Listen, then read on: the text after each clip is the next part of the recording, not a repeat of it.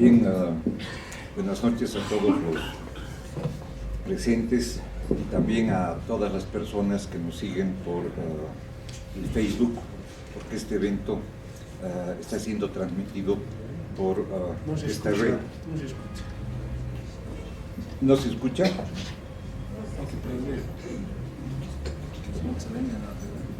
¿Ahora sí? ¿Ahora sí está mejor? ¿Más o menos? ¿Ahora? Ya, bien. Les decía que nos hemos reunido aquí para recordar el fallecimiento de Mauricio Lefebvre y de alguna manera rendir un homenaje al fundador de la carrera de Sociología.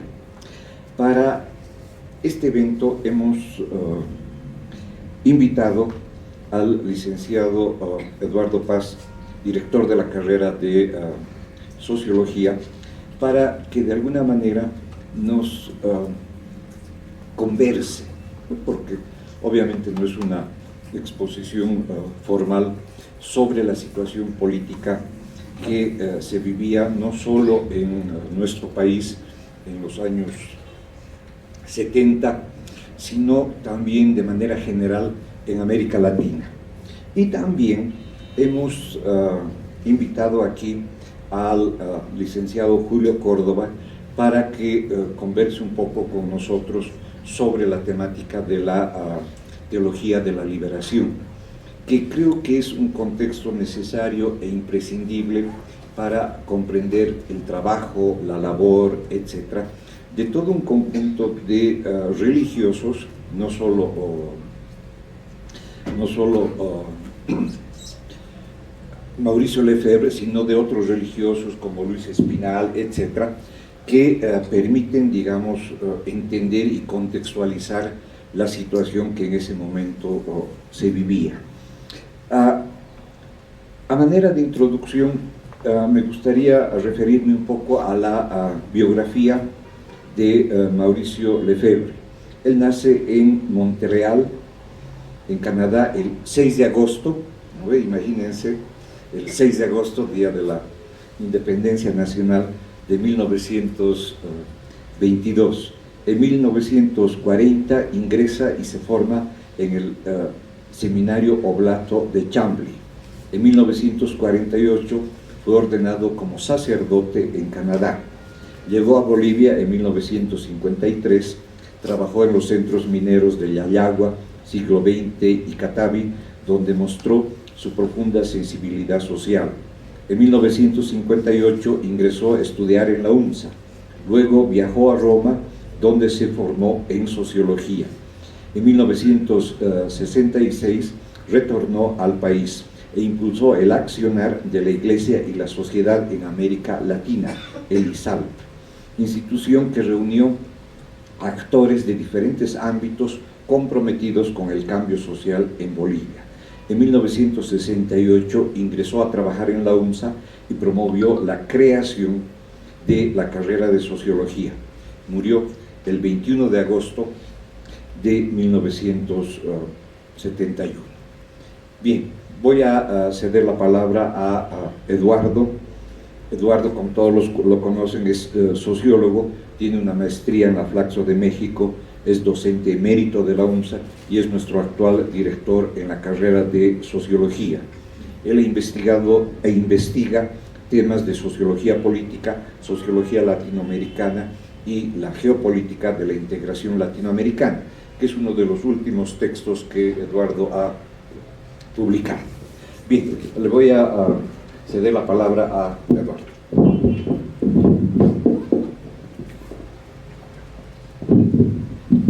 Gracias, Oscar, gracias por la invitación al IDIS. Gracias a todos ustedes por su presencia aquí.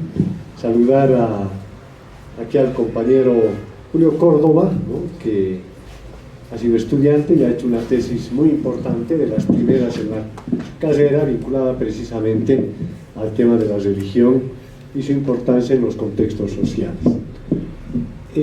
Antes de iniciar esta esta exposición, este intercambio, este testimonio en alguna medida, yo quisiera manifestar un dolor, ¿no? Un dolor de que este acto que durante décadas la carrera lo realizaba con una presencia masiva, activa, de docentes y estudiantes, tenga en este momento esta presencia, ¿no?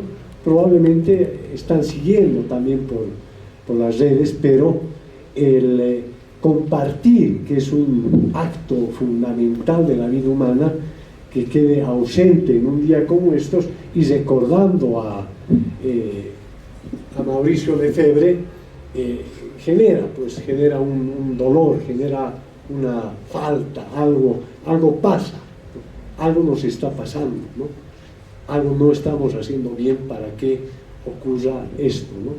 Por tanto, con este primer mensaje, apuntar que, y es parte de lo que les he señalado, el 21 de agosto, para la carrera de Sociología, para la universidad y para el país, tiene pues una profunda significación, tanto por el hecho político de lo que significó el golpe de Estado de Hugo Banzer Suárez, ¿no? El 21 de agosto de 1971, que va a ser un corte radical a un proceso de los años previos en los que el país y la universidad vivían con una intensidad política, con una intensidad de debate, de intercambio de ideas, de conocimientos y también de acciones, ¿no? Por tanto, un proceso, un momento, un periodo de tal intensidad que es radicalmente cortado por un golpe de Estado que obedecía no solamente a intereses locales a los que vamos a hacer referencia, sino también a toda una estrategia de dominación en el continente que ya tenía sus antecedentes en los golpes de Estado en Argentina, en Brasil, el propio golpe de Estado en Bolivia el año 64, ¿no? Y que esta intensidad, les decía, va a pasar a un nivel en el que se va a imponer lo que se va a llamar el Plan Cóndor, ¿no?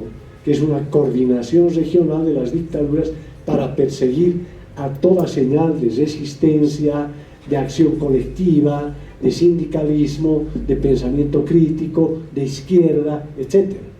Por tanto, este hecho del 21 de agosto del 71 tiene una importancia política muy profunda.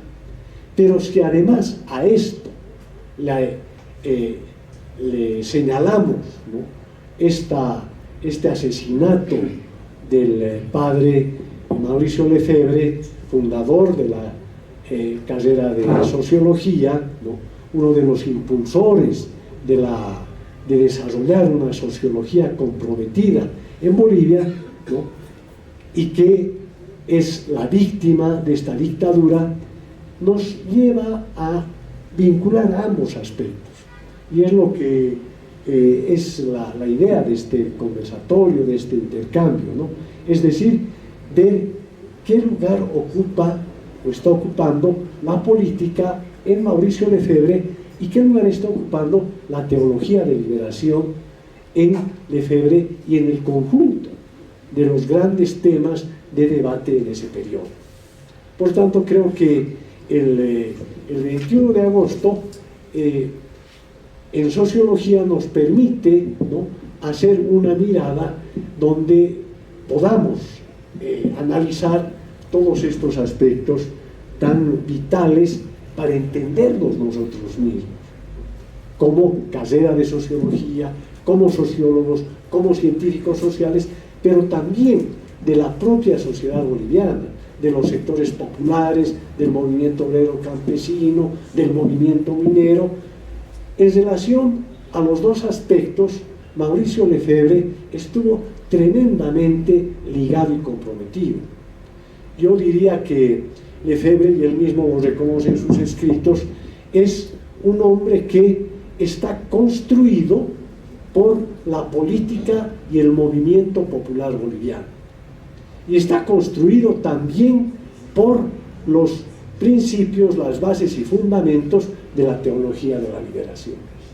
Por eso vincular política y teología de la liberación para hacer un retrato de Mauricio Lefebvre es imprescindible, pero no solamente para hacer un retrato de la personalidad de Mauricio Lefebvre, sino para poder entender un momento y un proceso histórico de los años 60 y 70, ¿no?, de una manera más profunda y también más reflexiva, ¿no? Por eso yo lo que voy a hacer es no desconectar política de teología de la liberación y no desconectar de ambos aspectos a Mauricio Lefebvre, ¿no? En ese sentido, también quiero aquí hacer un apunte previo indicando de que la propia sociología como reflexión, como conocimiento de la realidad social, han desarrollado importantes aportes en relación a lo que es la sociología de la religión y de las religiones. No solamente los clásicos de la sociología, sino quienes han profundizado el estudio de la sociología han tenido en su matriz de reflexión el tema de la religión como una producción social, ¿no?, que tiene connotaciones que permiten desentrañar no solamente los aspectos ideológicos, sino los aspectos de la estructuración misma de la sociedad. Esto lo vamos a encontrar en todos los clásicos de la sociología. Ahora, en el contexto de los años 60, ¿no?, van a ver, y en contraste, dos procesos, ¿no? Por una parte, lo que va a significar el Concilio Vaticano II, ¿no?, que va a ser impulsado por Juan XXIII, que es donde van a salir ideas fundamentales de reforma de la lectura oficial de la Iglesia Católica acerca de la realidad y de la propia interpretación de los evangelios. Entonces, este es un primer elemento, ¿no?, a tomar en cuenta como en la raíz, o en una de las raíces, ¿no?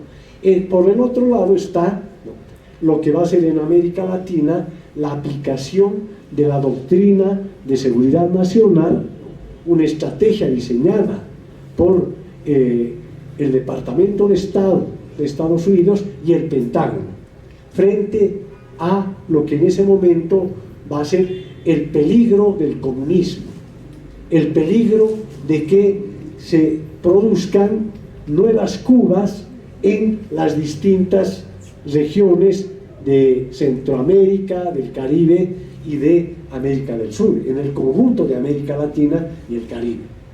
Por tanto, esta estrategia de dominación norteamericana está presente en la doctrina de seguridad nacional, que va a ser asumida paulatinamente por especialmente las instituciones militares en América Latina. Y esto nos lleva a hacer al menos una referencia puntual de lo que significó la Revolución Cubana.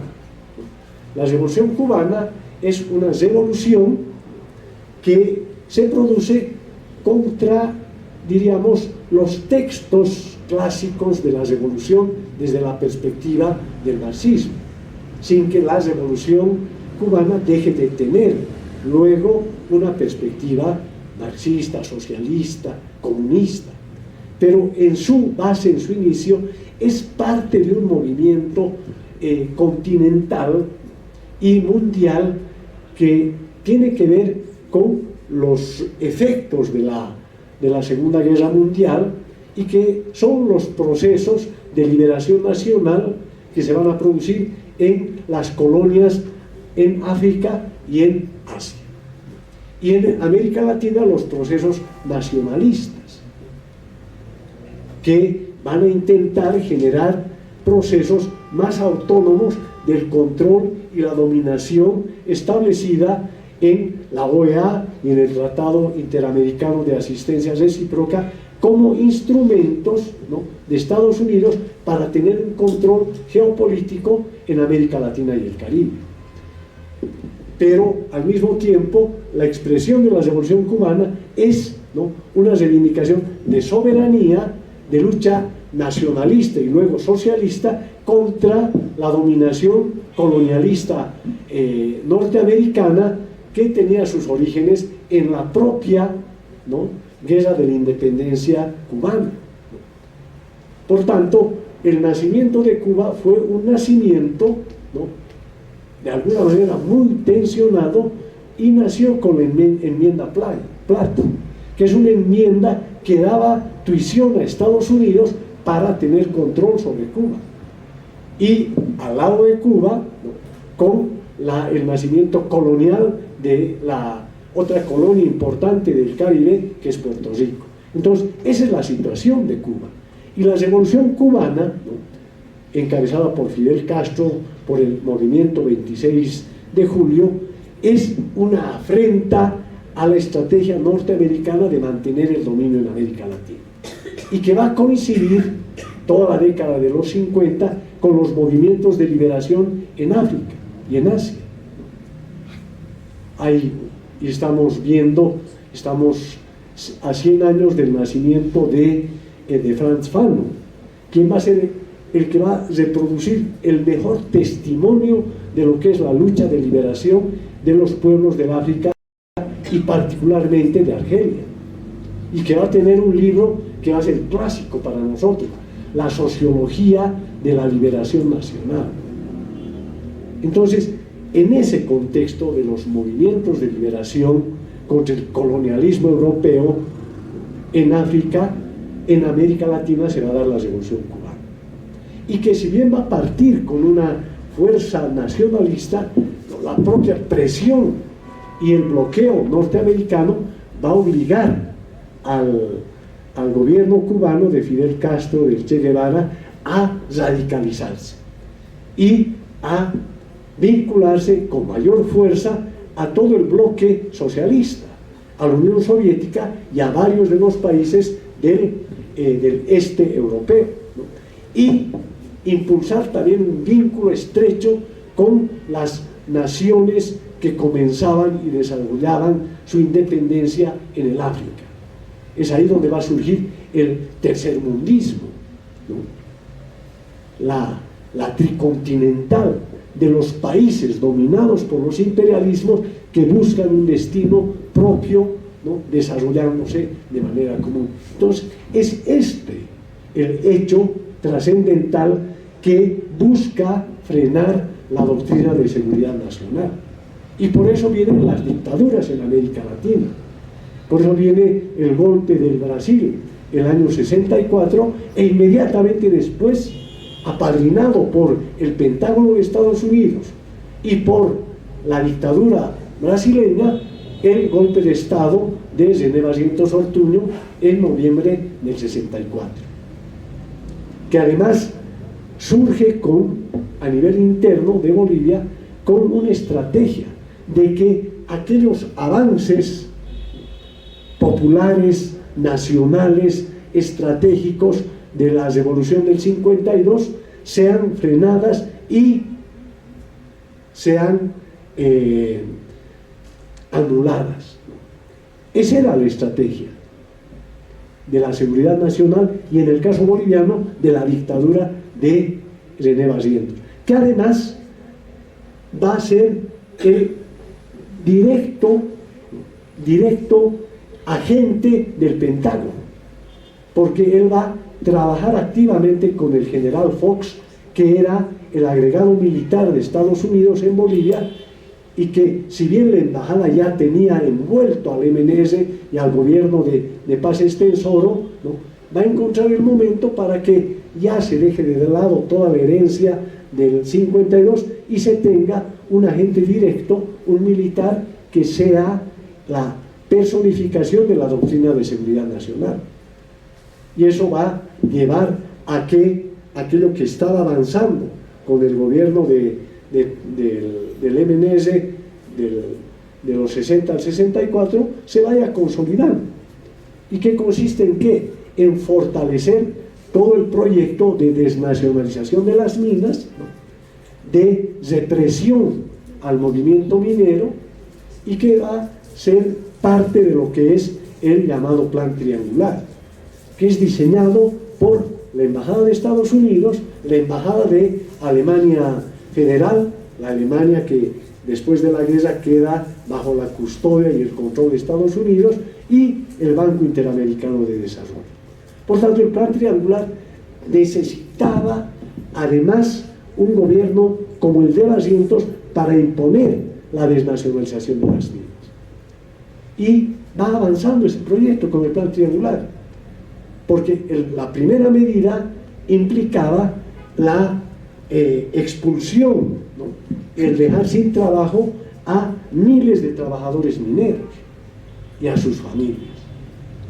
Un movimiento minero que había sido protagonista central de la Revolución del 52, que había conseguido la cogestión obrera en la Comibón y que había conseguido el derecho al veto.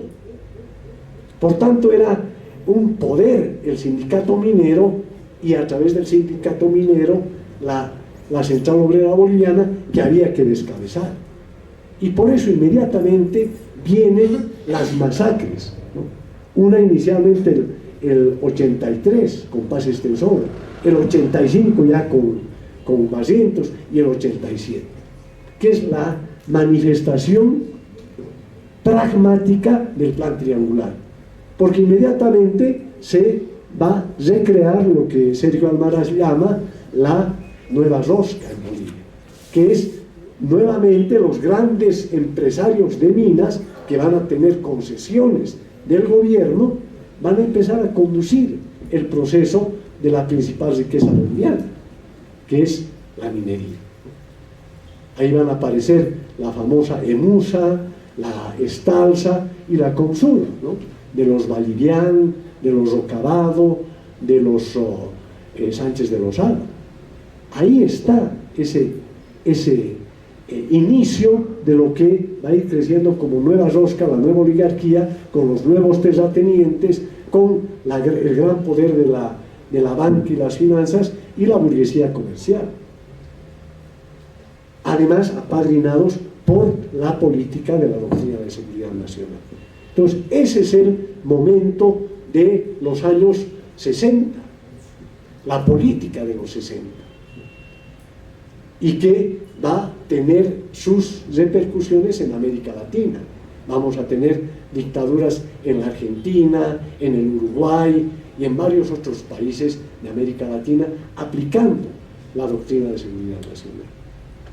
Por tanto, este es un aspecto imprescindible para entender ese momento de la realidad política boliviana y latinoamericana. Porque además, ¿no?, la Revolución Cubana había generado movimientos y ejércitos de liberación nacional en varios países de América Latina. Se habían ya producido e impulsado la formación, por ejemplo, del Frente Sandinista de Liberación Nacional, que a fines de los 70, es decir, 15 años después de su fundación, va a triunfar en Nicaragua. O la formación de ejércitos de liberación nacional en Colombia, que ya tenía una tradición guerrillera muy importante, o en Venezuela, o en El Salvador, o en Argentina, o en Chile, en el Perú, con la corriente trotskista de Blanco, y en Bolivia también va luego a aparecer el Ejército de Liberación Nacional. Por tanto, este peligro que evidenciaba la inteligencia norteamericana tenía pues su presencia en estas manifestaciones revolucionarias en América Latina. Por tanto, es un proceso de fuerzas, ¿no? Y ahí la necesidad del imperio, del dominio sobre América Latina, va a llevarle a esa aplicación, ¿no?, radical de la doctrina de seguridad nacional. En ese contexto es que el Concilio Vaticano II, ¿no?, va a hacer estas reformas a las que inicialmente he hecho referencia y que probablemente Julio nos va a hacer mayores referencias. Va a tener su correlato inmediato en América Latina, porque inmediatamente de las reformas del Concilio Vaticano II, que van a significar un avance importante de reformas frente al tradicionalismo evangélico y de la ritualidad de la Iglesia Católica, ¿no?, va a tener su reflejo en América Latina, con la formación de una serie de organizaciones desde la base de la Iglesia Católica para poder, ¿no?, acercarse a esta línea que daba el Vaticano: la opción preferencial por los pobres, el compromiso político de la Iglesia, ¿no?, la crítica a los poderes dominantes.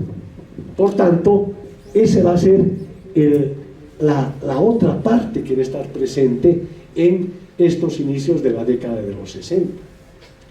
Y ahí paulatinamente se van a crear, el caso brasileño es el más espectacular, las comunidades eclesiales de base, con una presencia desde la base religiosa, con los indígenas, con los campesinos, con los sindicatos, ¿no?, para reivindicar esta nueva teología que estaba surgiendo. Le comentaba yo a Oscar, cuando comentábamos cómo avanzaría todo esto, yo le decía, Helder Câmara, que era un obispo brasileño, ¿no?, que decía algo que es muy importante. Decía: cuando un cura lleva un plato de comida a un hambriento, ¿no?, le dicen es un santo. Pero cuando el cura se pregunta por qué existe esta situación de hambre, es un comunista. Yo creo que esa figura de don Helder Câmara nos permite mostrar esa situación de ese momento, ¿no? Cuando ya los curas y los religiosos comienzan a preguntarse por qué la situación del hambre, de la miseria, de la desigualdad, entonces son comunistas. Cuando surgía de una lectura situada, histórica, de los evangelios, que es lo que plantea el Concilio Vaticano II, que además emergen estas nuevas lecturas de reforma en una lucha interna profunda en la Iglesia Católica, porque no es que las reformas del Concilio Vaticano II hayan surgido de una manera en que el Papa definía. No, las tendencias conservadoras estaban muy fuertemente arraigadas, pero fueron relegadas, ¿no? Entre ellas, seguramente ustedes conocen al famoso Opus Dei, ¿no?, que es la posición más reaccionaria de la Iglesia Católica, ¿no?, pero que todavía tenía vida, y que si ustedes y nos remontamos a la actualidad, ¿no?, la pugna entre Francisco, el Papa Francisco, y la Opus Dei fue tremendamente fuerte y tensionada. Prácticamente, diríamos, la lucha de clases dentro de la Iglesia Católica, que está presente en Vaticano II y está presente hoy, con todos los avatares de lo que esto significa. Y en el caso de la teología de la liberación, van a haber estas comunidades eclesiales de base que van a también diseminarse en América Latina. Van a aparecer los curas guerrilleros. Ahí está el colombiano, ¿no?, es Camilo Torres, que era sociólogo, ¿no?, o el caso del argentino, de Carlos Mujica, ¿no?, y de muchos otros, y entre ellos en Bolivia alguien que aparece en los cuadros reiteradamente, que es José Prats. José Prats, que era el impulsor de Ideas, ¿no?, de lo que hablábamos con María Esther hace un momento, ¿no?, y que eran un grupo de curas de Ideas y que eran parte de lo que fue el ISAL, Iglesia y Sociedad en América Latina, que era la respuesta desde la base de la Iglesia, ¿no?, para conectarse con el movimiento popular. Ahora, en Bolivia, ¿qué pasa en ese periodo? Viene la guerrilla del Che Guevara, la derrota del Che Guevara, la derrota del Ejército de Liberación Nacional, pero el mantenimiento de un movimiento popular muy fuerte y de contradicciones en los sectores militares. De ahí que viene, después de la derrota del Che Guevara, la muerte de Barrientos en un accidente de aviación que muchos lo asumen como muy dudoso, pero muere en un accidente. Se queda su vicepresidente, con el que habían ganado elecciones un año antes, o 3 años antes, el 66, ¿no? Y que era el representante más nítido de esa nueva rosca, era Luis Adolfo Siles Salinas, ¿no? Y que la tensión social y las contradicciones eran tan fuertes que inmediatamente va a haber un golpe de las tendencias más nacionalistas de las Fuerzas Armadas, con el gobierno de Obando Candia, que va a tomar una serie de medidas demandadas por el pueblo boliviano, principalmente la nacionalización de la Gulf Oil Company, impulsada por Obando y llevada adelante por Marcelo Quiroga Santa Cruz, uno de sus ministros, y con un equipo de ministros muy lúcidos, entre los varios que fueron docentes en sociología. José Ortiz Mercado, por ejemplo. José Ortiz Mercado era docente de economía en sociología y que era el ministro de planificación, que hace uno de los diseños de un proyecto estratégico de planificación totalmente soberano e importante y respaldado por las Fuerzas Armadas.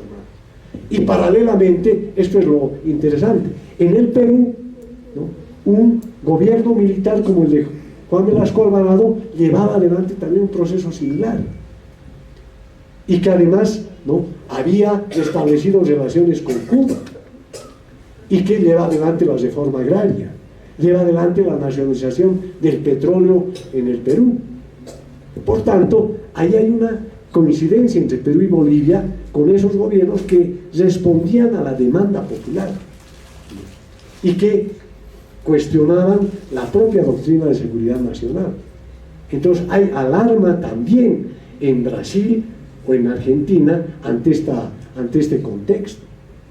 Pero en Bolivia se va radicalizando el proceso, porque frente a tendencias contradictorias en el seno militar con Obando, la tendencia mucho más radical con JJ Torres va a imponerse frente a un intento de golpe de la ultraderecha barrientista. Y Torres ya va a ser mucho más directamente respaldado por los sindicatos, la Central Obrera Boliviana, y va a llevar adelante su propio proyecto con la Asamblea Popular. En ese contexto, la universidad va a tener también un rol protagónico. Hay una reciente tesis de un estudiante de la carrera de Sociología que estudia precisamente sobre eso a profundidad, en qué consistió la revolución universitaria en ese contexto, ¿no?, de un avance de la COP, de los sindicatos, de la Asamblea Popular. Y en ese contexto, Iglesia y Sociedad en América Latina, IBEAS, ¿no?, que era una institución de la Iglesia Católica que se convirtió en un espacio de formación, de educación, de alfabetización, pero con toda la posición, por ejemplo, de el gran impulsor de la pedagogía de la liberación, de Paulo Freire. Entonces, era un momento de gran efervescencia, y ahí es donde debemos inscribir a Mauricio Lefebvre, en los procesos y los movimientos de liberación, los movimientos populares, ¿no?, y los movimientos de base de la Iglesia a través de la teología de la liberación. Por tanto, es en ese marco que va la propia carrera de Sociología, facultad cuando él asume su conducción, ¿no?, que va a tener en su seno toda la presencia de los debates vinculados al marxismo, a la revolución, al movimiento obrero, al movimiento campesino, el movimiento estudiantil en efervescencia y la teología de la liberación. Es decir, yo diría que Mauricio Lefebvre es un resultado de esos dos procesos, el proceso político del movimiento popular boliviano y el movimiento religioso de la teología de la liberación. Entonces, ahí es donde se puede entender, creo, con mayor nitidez qué implica y qué significa, ¿no?, el Mauricio Lefebvre. Ahora podemos hacer referencia a mayores referencias a otros curas, a otras organizaciones, ¿no?, pero que creo que esto nos permite ya tener la figura de Mauricio Lefebvre en ese marco, en ese contexto, en ese compromiso, porque el compromiso de Mauricio Lefebvre era con ese movimiento popular en emergencia, con ese movimiento de liberación nacional y con esa teología de liberación. Y que cuando viene el golpe, ¿no?, de Banzer y de la ultraderecha, auspiciado también por Brasil, por Argentina, por el imperialismo norteamericano, ¿no?, va a ser radical desde su inicio. Y el asesinato de Mauricio Lefebvre se inscribe ahí, entre los muertos del 21 de agosto del 71, donde van a morir muchísimos universitarios. Va a morir Julio Toranzo, que era dirigente universitario. Va a morir Rubén Sánchez, que era dirigente universitario, y muchos otros, hombres y mujeres que van a morir en ese momento, ¿no?, tanto del movimiento universitario como de los movimientos obreros, sindicales y campesinos. Por eso es que Mauricio Lefebvre es una figura que representa un momento histórico, pero no en abstracto, sino un movimiento histórico en el contexto de la liberación nacional, en el contexto de la teología de la liberación y en el contexto de un compromiso profundo de la sociología con su pueblo. Yo hasta ahí llegaría, Oscar, con esta presentación. Muchísimas gracias.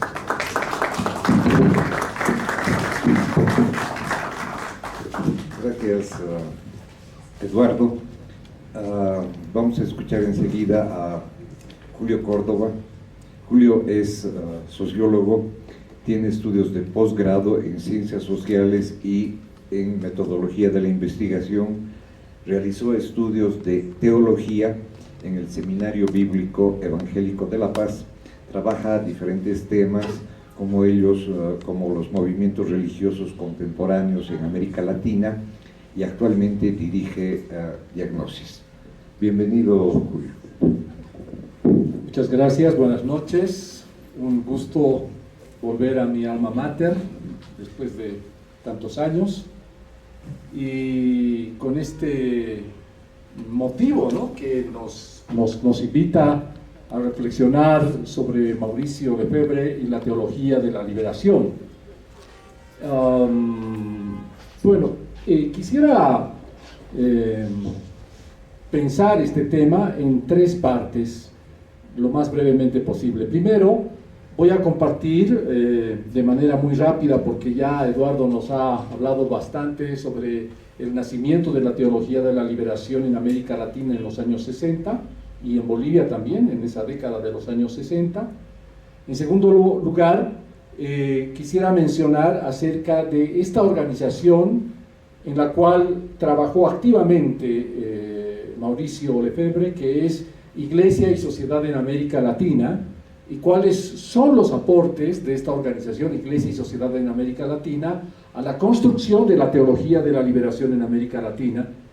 Y finalmente, en tercer lugar, quisiera dejar tres ideas a modo de conclusión sobre este tema. La primera idea a la que voy a hacer referencia en las conclusiones, que tiene que ver sobre el compromiso y la producción teórica en sociología, es el concepto. Voy a utilizar dos pares de términos en cada idea, ¿ya? Un término religioso y un término de producción teórica. La primera conclusión va a ser sobre la conversión y el pensamiento crítico, que es el ejemplo que nos da Mauricio Lefebvre.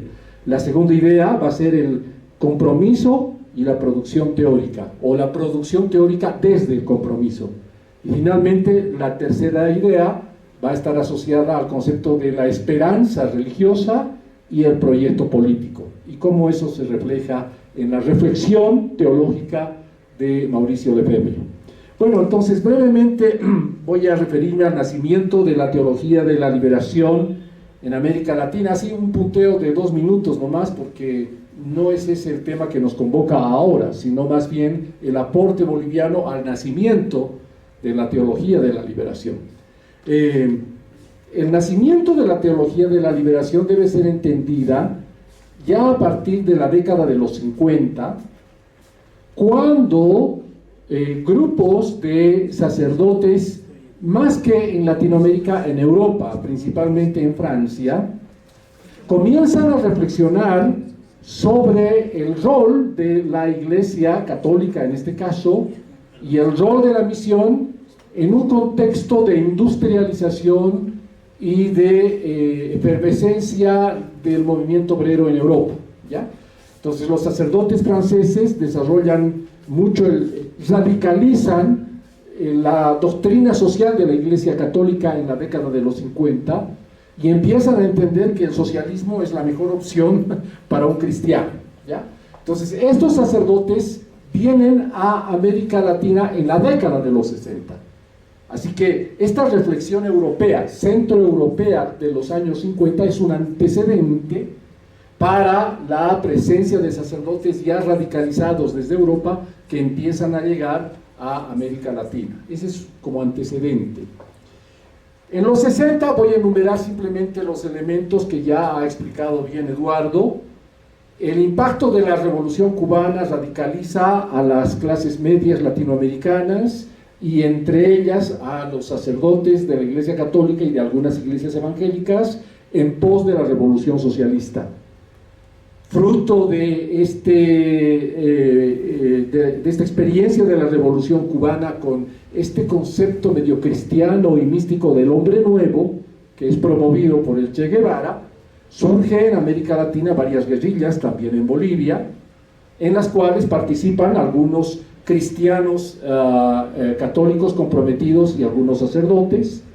En tercer lugar, tenemos, y aquí quisiera detenerme un poquito más, en la primera mitad de los años 60 en América Latina surgen varios grupos de reflexión y acción dentro de la Iglesia Católica principalmente, aunque no únicamente, donde se va avanzando los elementos fundamentales de la teología de la liberación, ¿ya?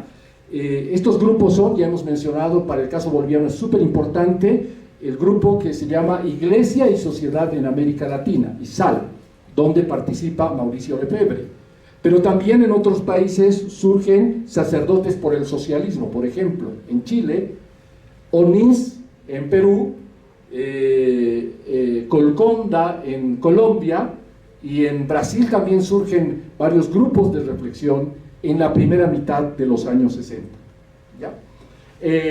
Estos grupos, antes incluso que el Vaticano II, y obviamente antes que la conferencia de Medellín de fines de los años 60, estos grupos empiezan a reflexionar sobre la relación entre misión cristiana y revolución, o reino de Dios y socialismo, o pueblo de Dios y proletariado, o historia de salvación e historia de la revolución. O sea, al calor de la radicalización de las clases medias urbanas de América Latina a raíz de la Revolución Cubana, en el seno de la Iglesia Católica empiezan a surgir grupos de católicos comprometidos que se radicalizan también y optan por el socialismo. Y estos grupos se organizan en estos distintos grupos que van a empezar a sentar las bases de la teología de la liberación. De modo tal que a la final de la década de los 60 y principios de los 70, cuando se componen las principales obras de la teología de la liberación de Gustavo Gutiérrez, Leonardo Boff y Hugo Asman, estos autores no están inventando nada de su cerebro, digamos, ¿ya? No es que a principios de los 70 se crean estas magnas obras de la teología de la liberación de la nada. Más bien estos autores sistematizan y recuperan el pensamiento y la acción de estas distintas organizaciones que en la primera mitad de los años 60 se han radicalizado a favor del socialismo. Es casi estos grandes autores sistematizan el pensamiento que en la primera mitad de la década de los 60 se produce en estas organizaciones. Luego el Vaticano II, que también se lleva adelante en la primera mitad de la década de los 70, genera un ambiente de apertura en la Iglesia Católica, y finalmente la Conferencia Episcopal Latinoamericana en Medellín aplica, entre comillas, aplica la reforma del Vaticano II al contexto latinoamericano. Pero quisiera resaltar que la teología de la liberación no nace a raíz del Vaticano II, y menos no nace a raíz de la Conferencia Episcopal de Medellín el año 69, sino nace de estos grupos radicalizados de los años 60, donde participa Mauricio Lefebvre y otros actores religiosos en Bolivia.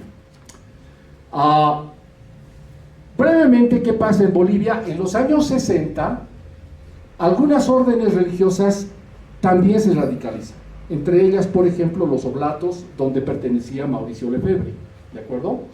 Mauricio Lefebvre trabajó en las minas en los años 50 con un pensamiento bastante tradicional y conservador, junto con los Oblatos allá, que crearon la radio Pío XII para evangelizar a los mineros, para evitar que se emborrachen, ¿sí? Para que no abandonen a sus esposas, etc. Esa era la lógica de la misión en los años 50. Mauricio Lefebvre se viene a la ciudad de La Paz hacia finales de los años 50, y en la primera mitad de los años 60, Mauricio Lefebvre aquí en La Paz y los Oblatos allá en las minas comienzan a radicalizarse y a optar por el socialismo. Después vamos a ver brevemente este tema. ¿Ya? Ese es el contexto en América Latina del surgimiento de la teología de la liberación y un poco la presencia de Mauricio Lefebvre en este proceso. Bien. ¿Qué sucede con este grupo Iglesia y Sociedad en América Latina, que va a tener tanta influencia en la teología boliviana de la liberación? ¿De acuerdo? Iglesia y Sociedad en América Latina tiene un origen no católico, sino protestante. ¿De acuerdo?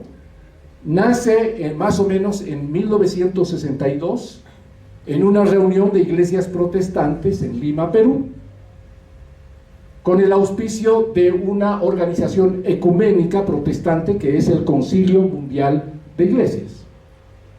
Y ahí se organiza el grupo de reflexión Iglesia y Sociedad en América Latina, que va a tener varias células, si ustedes quieren, en distintos países, en Brasil, en Bolivia, en Perú, y la sede de este grupo de Iglesia y Sociedad en América Latina es en Uruguay.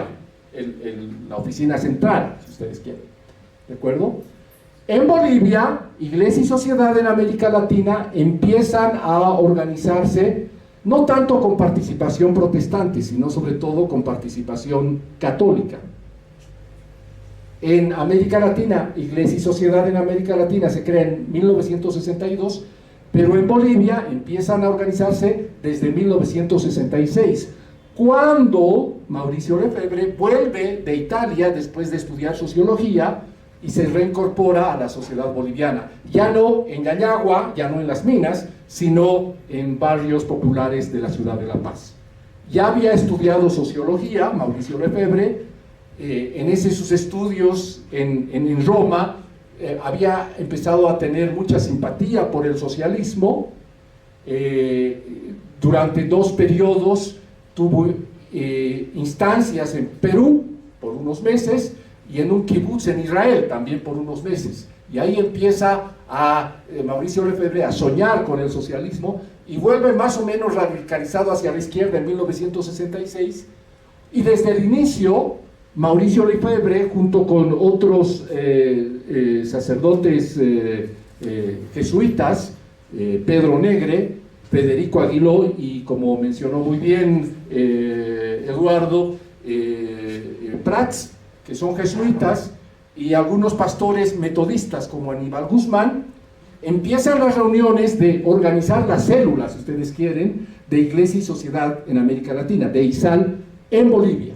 Entonces, desde el inicio, Lefebvre es un actor central muy entusiasta para organizar las reflexiones, los encuentros, la producción en la revista de esta organización. Así que podríamos decir que Mauricio Lefebvre no solamente es un creador de la Facultad de Sociología, sino también es parte de los grupos creadores originarios de la teología de la liberación desde el contexto boliviano. ¿Ya? Muy bien. ¿Cuáles son los elementos que van a influir en la reflexión inicial de este grupo ISAL en Bolivia? Simplemente quiero decir que ISAL Bolivia se convierte en un paradigma, en un ejemplo para los demás grupos radicalizados de la teología de la liberación. Lo ven como un modelo a seguir, su reflexión y su acción impacta en otros países. Es como que uno de los grupos más radicalizados, más prolíficos en términos teológicos, teóricos, y también en términos prácticos de acción, de compromiso con ese escenario de radicalización en la segunda mitad de los años 60 en Bolivia. Voy a mencionar los acontecimientos históricos que radicalizan a este grupo de sacerdotes católicos y pastores evangélicos a favor del socialismo. Primero tenemos, como ha mencionado muy bien Eduardo, la masacre de Barrientos en el año 65 en las minas. Es decir, eso les impacta terriblemente porque empiezan a comprender que no se trata solamente de conversión individual ni de prácticas individuales, sino que hay problemas estructurales detrás, frente a los cuales debe responder la Iglesia y la misión cristiana. Luego tenemos la guerrilla del Che, el año 67, y la muerte del Che, que también impacta en estos grupos, pero sobre todo la experiencia que impacta más en el grupo de sacerdotes y de pastores articulados en torno a ISAL en Bolivia es la guerrilla de Teo Ponte. Porque si hay algo que caracteriza a la guerrilla de Teo Ponte es esta mística cristiana de varios de sus integrantes, principalmente de Néstor Paz Zamora. A Néstor Paz Zamora le llamaban el sacerdote revolucionario, el santo, el místico revolucionario. En su diario ustedes van a encontrar cómo Néstor Paz Zamora reflexiona desde su compromiso cristiano su experiencia revolucionaria en la selva de Teo Ponte. Él cumplía una función casi de sacerdote en su grupo. Habían varios comprometidos con la militancia cristiana que se integran al grupo de guerrilleros y se lanzan a la selva junto con Néstor Paz Zamora. De modo que esta mística cristiana de la guerrilla de Teo Ponte impacta fuertemente en los integrantes de ISAL. Ellos dicen que de alguna manera, digamos, se sienten culpables de no haber estado en la guerrilla, pero también se sienten como inspiradores de esta acción guerrillera en Teo Ponte. ¿De acuerdo? En la guerrilla de Teo Ponte, el grupo de ISAL empieza a tener una presencia en los medios de comunicación para justificar la guerrilla, para mostrar cuáles son sus motivaciones cristianas. Escriben en la prensa, participan en debates de la radio, participan en reuniones de la Iglesia Católica. Contrariamente a lo que se maneja en la historiografía de nuestro país, la guerrilla del Teo Ponte generó un fuerte proceso de debate público en las ciudades bolivianas, especialmente en La Paz. Y en ese debate público estuvieron presentes en primera línea los integrantes de ISAL Bolivia y también Mauricio Lefebvre. hablando del compromiso cristiano con la revolución y justificando desde una mirada comprometida la acción guerrillera en Teoponte. Pero además, en ese contexto de Teoponte, los integrantes de ISAL, entre ellos Mauricio Lefebvre, juegan un papel importante de mediación. Resulta que ya cuando esta guerrilla ha sido vencida, el ejército ha tomado a varios de los guerrilleros y los ha fusilado, la gente se entera que han sido asesinados varios de estos guerrilleros, las familias empiezan a hacer una huelga de hambre para pedir los cuerpos de los guerrilleros, aparecen los integrantes de Iglesia y Sociedad en América Latina para mediar esta demanda social de los cuerpos con el gobierno de Obando de entonces. Y juegan un papel importante para conseguir esos cuerpos, para enterrarlos con todos los honores, participan en las conmemoraciones, en los actos fúnebres, son actores centrales. A tal punto son actores centrales que llaman la atención del gobierno de Obando y son expulsados. Estos 4 sacerdotes, 3 jesuitas, Mauricio Lefebvre Oblato y Aníbal Guzmán, pastor metodista, son expulsados a la Argentina. Termina el gobierno de Obando, vuelven ellos a La Paz y Hugo José Suárez cuenta en detalle cómo son recibidos como héroes. Ya para ese entonces Mauricio Lefebvre ya era decano de la Facultad de Sociología. Se organiza una caravana que los trae desde la frontera hasta el atrio de aquí de la Universidad Mayor de San Andrés, y ya son figuras públicas en la prensa, en la radio, en el contexto universitario.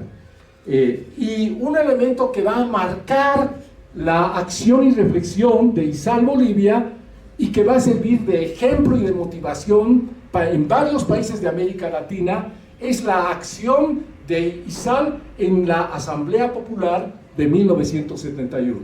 En esa Asamblea Popular con Torres, los miembros de ISAL juegan un rol de intelectuales orgánicos, empiezan a producir reflexiones no solamente religiosas, sino políticas revolucionarias, y sus escritos alimentan los debates, alimentan la formación de cuadros y alimentan la dinámica de la Asamblea Popular en el tiempo de Torres. Y esa articulación orgánica entre teólogos de la liberación bolivianos con grupos proletarios, trabajadores organizados para participar en cogobierno con Torres, es un ejemplo de articulación, de movilización, de presencia de estos teólogos de la liberación en el proceso revolucionario de entonces, que inspira a sacerdotes por el socialismo en Chile, que inspira a teólogos del tercer mundo en Argentina y Uruguay, y que va a inspirar también a varios teólogos latinoamericanos en Brasil. O sea, es un impacto muy fuerte. Bien, esto solamente para contarles algunos elementos de cómo va surgiendo ISAL Bolivia y cómo va participando en ese proceso Mauricio Lefebvre.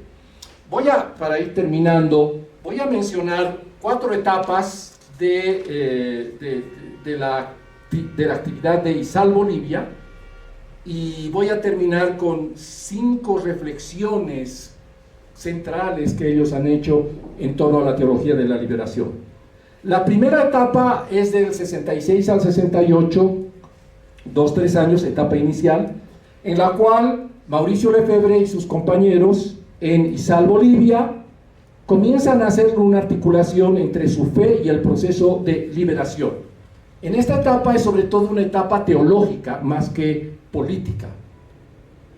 Una segunda etapa es del 69 al 70, ya cuando ellos han establecido en la primera etapa una reflexión teológica, saltan a la palestra pública en esta segunda etapa del 69 al 70, escriben columnas en los periódicos, participan en encuentros, en congresos, en la universidad. Es en este tiempo, en esta segunda etapa, que Mauricio Lefebvre impulsa la creación de la carrera de sociología aquí en la UNSA.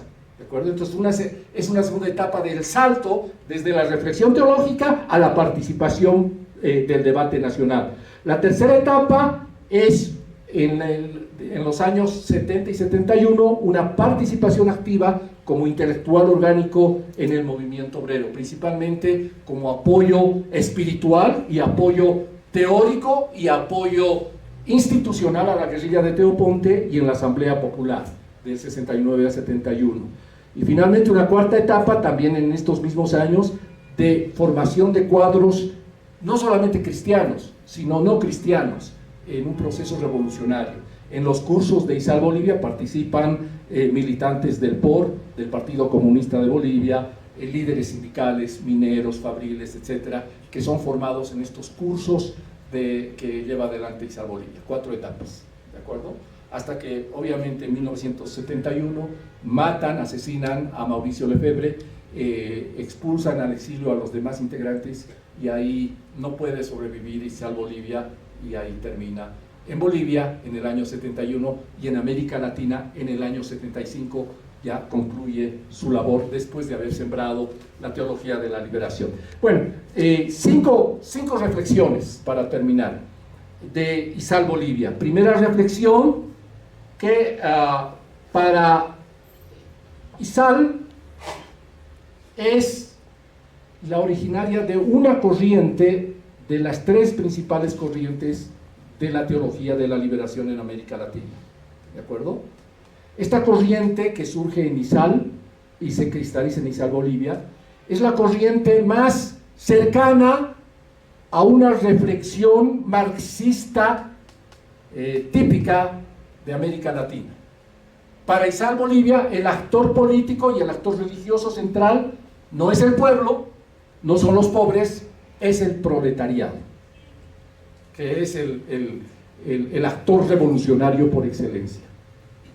Y para que esa deriva en la reflexión surja en ISAL, en América Latina, el grupo de ISAL Bolivia juega un papel central, porque en ese momento, en la segunda mitad de los años 60, el proletariado minero y la Central Obrera Boliviana eran, digamos, los actores centrales del proceso revolucionario en Bolivia. Y esa relación de los compañeros de ISAL con la Central Obrera Boliviana y con el proletariado minero hace que su reflexión se centre en que es el proletariado el actor central de la revolución y del reino de Dios, si ustedes quieren, en América Latina, ¿de acuerdo? Entonces, es esta corriente más cercana a conceptos y categorías típicas del marxismo latinoamericano que se expresa en ISAL. Y el que va a teorizar esta corriente típicamente marxista de la teología de la liberación es un integrante de ISAL en Brasil, Hugo Asman, que publica uno de los libros fundadores de la teología de la liberación, es Cristianismo y Práctica Liberadora en América Latina. ¿De acuerdo? Entonces, ese es un aporte importante. O sea, vean ustedes cómo la relación de los sacerdotes de ISAL Bolivia con el proletariado minero y la Central Obrera Boliviana se tradujeron en una corriente fundadora latinoamericana de la teología de la liberación, que veía en el proletariado el actor central del proceso revolucionario y que afirmaba que las iglesias deberían estar al servicio de la revolución liderizada por el proletariado minero. ¿De acuerdo? Hugo Asman es el teórico en eso. Bueno, tenemos otras 2 corrientes que no ven en el proletariado el actor, sino ven en los pobres, ¿no? Ahí están sus 2 teóricos principales, Leonardo Boff en Brasil y Gustavo Gutiérrez en Perú. Para ellos ya no son los pobres, ya no es el proletariado, ¿sí? Porque en esos momentos de los años 60, ni Brasil ni Perú tenían el poderoso movimiento obrero que Bolivia tenía en esos años. Entonces, su experiencia era más bien con los pobres antes que con un proletariado. Y por eso, Leonardo Boff y Gustavo Gutiérrez generan esta segunda corriente de la teología de la liberación que ve en los pobres y no en los proletarios el actor central de la Iglesia y del reino de Dios y de la revolución en América Latina. Y bueno, tenemos una tercera corriente más minoritaria que no ve ni en el proletariado ni en los pobres, sino en el pueblo, con una inspiración peronista, ¿verdad? Que va a articular una tercera corriente que va a influir luego en el Papa Francisco, ¿verdad? Es la teología del pueblo, ya no es la teología, entonces es una tercera corriente. Bueno, entonces vean ustedes que Bolivia y Mauricio Lefebvre han estado en el origen de una importante corriente de la teología de la liberación. Ahora, después en los años 70 y 80, esta corriente de Hugo Assmann quedó disminuida y la corriente principal de Leonardo Boff y de Gustavo Gutiérrez, con su sujeto de los pobres, es la central en la teología de la liberación.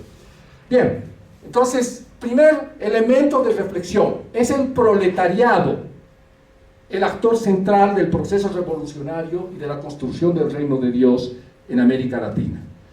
Les voy a citar unas palabras que en un texto de presentación de ISAL Bolivia, un ampliado de la Central Obrera Boliviana en el 1970. Dice este documento de ISAL: creemos que los trabajadores pueden agitar, subvertir y destrozar este orden capitalista injusto. Y los demás grupos sociales debemos subordinarnos a su liderazgo. Nosotros, como cristianos comprometidos, estamos para apoyar, no para dirigir. Ese era el espíritu de Mauricio Lefebvre y sus compañeros en ISAL Bolivia. Primer elemento, el proletariado como actor central, inspirados en la imagen del proletariado minero y la Central Obrera Boliviana. Segundo elemento de reflexión, el reino de Dios se identifica con el socialismo. Para estos teólogos, el reino de Dios no es una construcción suprahistórica o paralela a la historia, se construye en la historia y se expresa en el socialismo. Otra frase de uno de los documentos en la revista de ISAL Bolivia: el socialismo significa la conformación de un gobierno popular. Desde el poder de las clases oprimidas se crean las condiciones de una democracia genuina y se distribuye la riqueza social entre todos, socializando los medios de producción. Es pues la expresión histórica del reino de Dios. Bienaventurados los que tienen hambre y sed de justicia, porque ellos serán saciados. Ya, es el socialismo marxista dirigido por la vanguardia proletaria, la expresión más genuina del reino de Dios en América Latina. Tercer elemento de reflexión, se rescata el concepto del hombre nuevo y se lo articula con el concepto cristiano de un hombre hecho a la imagen de un Jesucristo comprometido con los oprimidos. El hombre nuevo propuesto por el Che Guevara es releído desde la perspectiva cristiana y se le entiende que el hombre nuevo es ese hombre que apareció hace 2000 años en Jesús de Nazaret, un hombre comprometido con los pobres, contra la injusticia y contra los poderosos. Cuarto elemento de reflexión de ISAL Bolivia: la esperanza y el amor son esenciales para un proyecto revolucionario.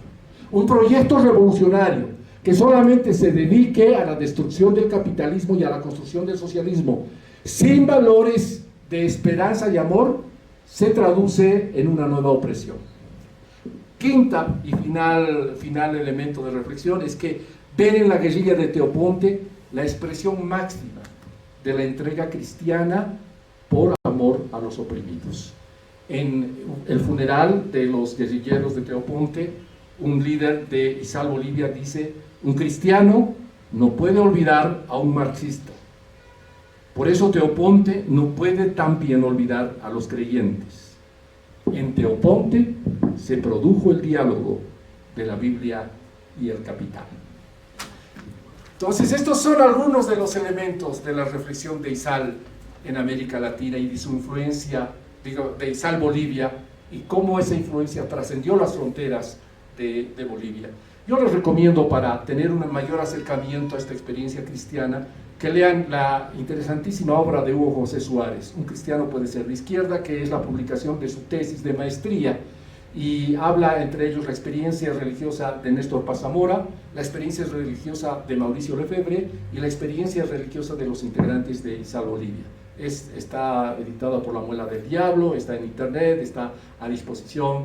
El gran investigador de la religión en Bolivia, Hugo José Suárez, nos da pantallazos muy interesantes sobre esta experiencia de la teología de la liberación, Made in Bolivia, con la participación de Mauricio Lefebvre, con un impacto muy fuerte en toda América Latina. Bien, ¿qué enseñanzas nos deja el tema de la participación de Lefebvre en Izal Bolivia? Estas tres que les había comentado.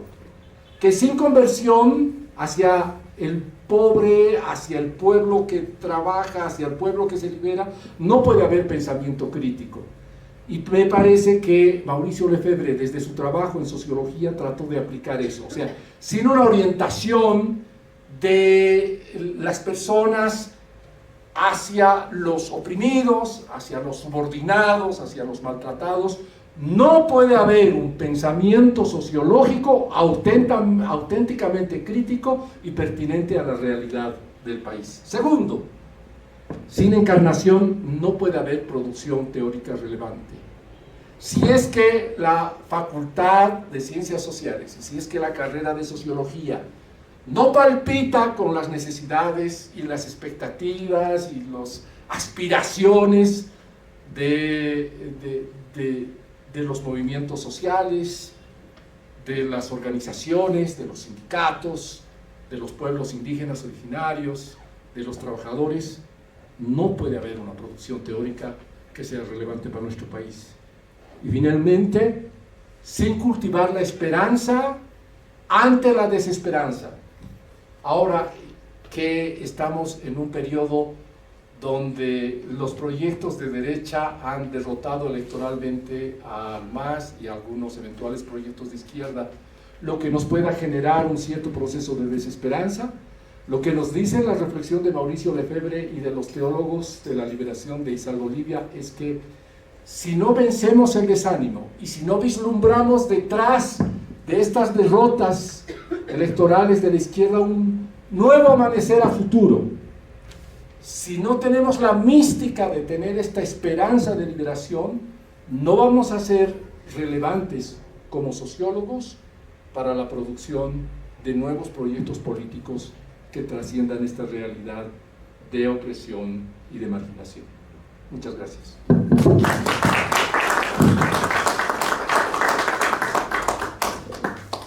Bien, gracias Julio. No sé si algunas personas del público desean realizar algún comentario o alguna pregunta a nuestros expositores. Bueno, tal vez mientras alguno de ellos se anima, a mí me gustaría preguntarle a Julio, hay todo un conjunto de conceptos que se comienzan a discutir dentro de la propia teología de la liberación. Uno de esos conceptos, por ejemplo, y estaba leyendo un debate que se produce entre Ratzinger, cuando era cardenal, el que va a ser el futuro papa alemán, uno de los de las visiones más conservadoras dentro de la Iglesia, con Gustavo Rodríguez, y discuten sobre la temática de la pobreza, ¿no? Ratzinger mantiene la idea de que la temática de la pobreza esencialmente se resume en la pobreza espiritual, ¿no? Y en cambio Gustavo Rodríguez plantea la idea de que la pobreza debe ser entendida en términos integrales, ¿no? Como pobreza espiritual, pero también como pobreza material. Y obviamente recurren a todo un conjunto de citas de la Biblia, relecturas de los evangelios, etc. ¿No? Estoy pensando, por ejemplo, hay una reflexión hay una discusión entre ellos dos sobre el capítulo 25 del Evangelio de Mateo, ¿no? Donde Jesús les dice: si tú me diste de comer, si tú diste cobijo diste de comer al hambriento, diste de cobijo a este, etc., lo hiciste conmigo, le dice, ¿no? Y de esa idea, por ejemplo, Gustavo Rodríguez se basa para reflexionar y para ofrecer un nuevo tipo, una nueva conceptualización de un concepto tan importante como el concepto de pobreza, por ejemplo. Julio, ¿qué otros temas, qué otros conceptos, qué otras reflexiones dentro de la teología de la liberación que en términos conceptuales se plantean los teólogos de la liberación? Bueno, gracias. Sí, el tema de los pobres es un elemento central en la reflexión de la teología de la liberación, que se va a traducir también en la Conferencia Episcopal de Medellín en la opción preferencial por los pobres, ¿no? Y que esa opción preferencial por los pobres de la Conferencia de Medellín del 69 es ratificada en la conferencia de 10 años después, de 1979, en Puebla, ¿no?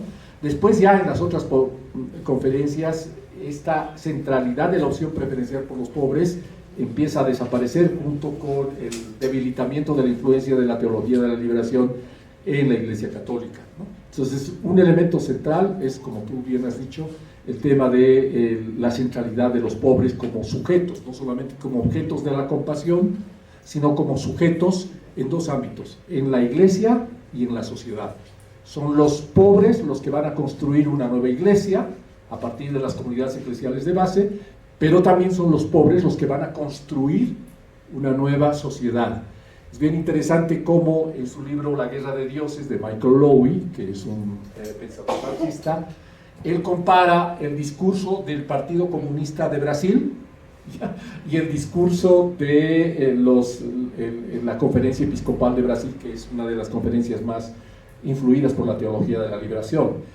Y mientras los documentos del Partido Comunista de Brasil enfatizan, como lo hacen los de ISAL, en el proletariado como actor central, la Conferencia Episcopal de Brasil habla del pobre como el actor central de la revolución en América Latina. Entonces el pobre es un elemento central.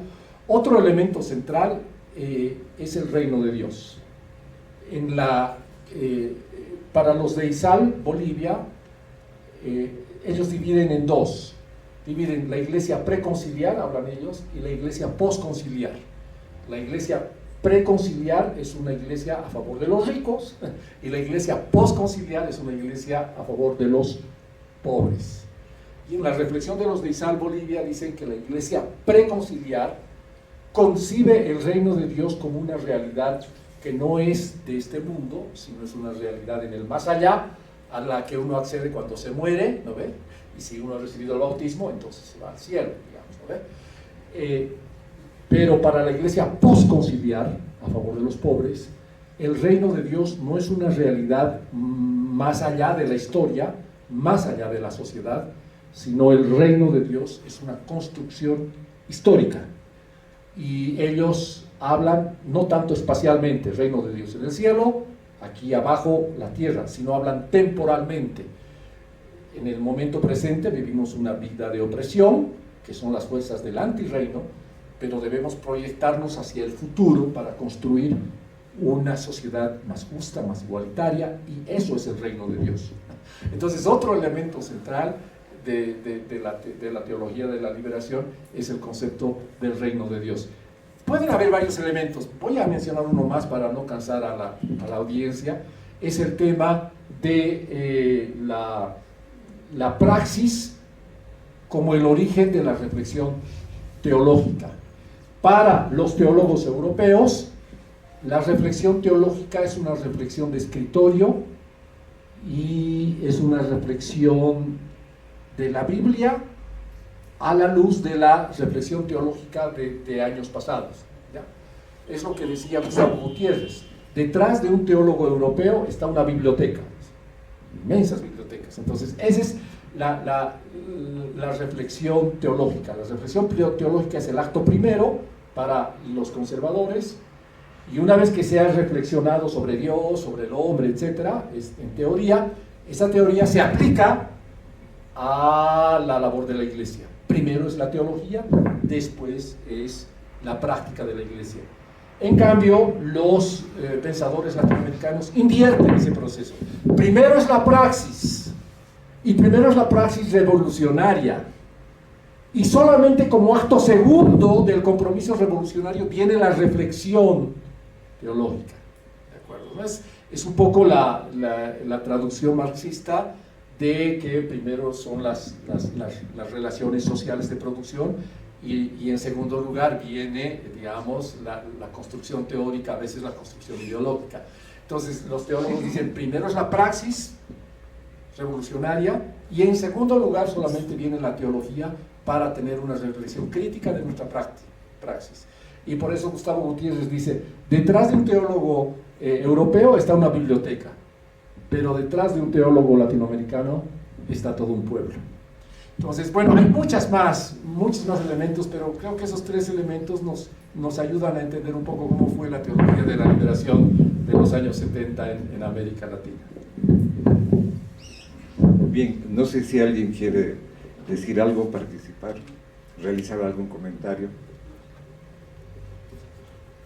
Bien, si no tenemos más intervenciones, daríamos por concluido este humilde y sencillo homenaje a Mauricio Lefebvre. Creo que hemos podido de alguna manera satisfacer las expectativas y agradecer su presencia y agradecer a las personas que de alguna manera nos han seguido en las exposiciones del Facebook. De mi parte, creo que hay yo te pediría que te acerques, por favor, para que todos te escuchen. Gracias. Bueno, mi pregunta es la siguiente, ¿no? Una de las frases más famosas de Marx es: la historia de la humanidad es la historia de la lucha de clases. Y mi pregunta es, ¿Izal Bolivia tiene alguna interpretación, alguna reflexión sobre esta frase, ¿no? Como usted mencionó de Che Guevara y el nuevo hombre, como lo interpretaba, ¿no? Esa es mi pregunta. Gracias.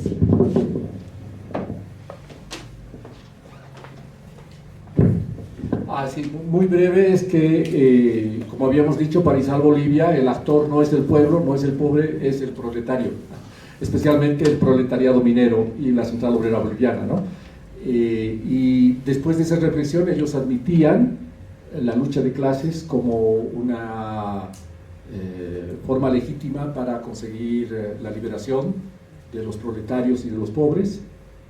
Y de todas maneras, para varios de los teólogos de Izal Bolivia, lucha de clases no necesariamente era violencia.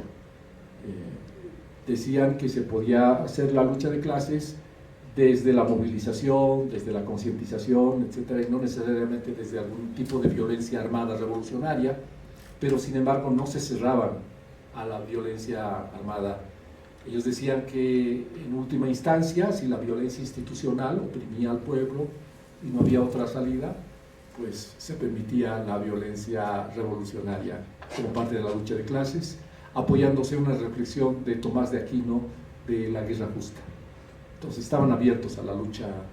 Es más, algunos de ellos apoyaron a la guerrilla del Che, logísticamente permitieron que se organicen, apoyaron a la guerrilla de Teoponte de manera logística, de modo que estaban abiertos a la lucha guerrillera y a la lucha armada. Era parte de una posibilidad. Para ellos preferiblemente hubiese sido mejor no recurrir a eso, pero la violencia institucional estructural era tan fuerte que frente a ella lo único posible era una violencia revolucionaria armada. Estaban imbuidos pues del espíritu guerrillero de los años 60, ¿no? Bien, creo que no hay nadie más. De mi parte quisiera agradecer la presencia de Eduardo, la presencia de Julio. Creo que han sido muy importantes las contribuciones de ambos y creo que nos han ayudado de alguna manera a comprender un poco más, de una manera más profunda, el contexto en el que se desarrolla la vida, la obra de Mauricio Lefebvre, y obviamente nos ayuda a entender también el porqué de la fundación de la carrera de Sociología. De mi parte, gracias por su atención y será hasta otra actividad, hasta otra vez que nos volvamos a encontrar. Mil gracias, estimados colegas, estimados compañeros y público en general. Nada.